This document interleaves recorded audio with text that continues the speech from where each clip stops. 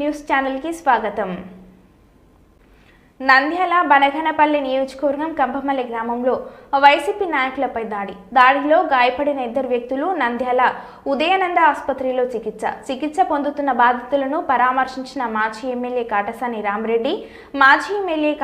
రామిరెడ్డి కూటమి ప్రభుత్వంకు అధికారం దాహం తీరింది, కానీ రక్త దాహం తీర్చుకోవడానికి వైసీపీ నాయకులపై దాడికి పాల్పడుతున్నారు. గ్రామాల్లో వైసీపీకి అంతమొందించాలనే ఉద్దేశంతో దాడులకు పాల్పడుతున్నారు. ఎమ్మెల్యే బీసీ జనార్దన్ రెడ్డి ప్రోద్బలంతోనే నియోజకవర్గంలో దాడులు జరుగుతున్నాయి.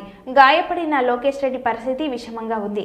సమస్యాత్మక గ్రామమైన కంపమల్లపై పోలీసుల నిఘు లేకపోవడం దాడి సంఘటన మాజీ సీఎం జగన్ దృష్టికి తీసుకువెళ్తామని అన్నారు.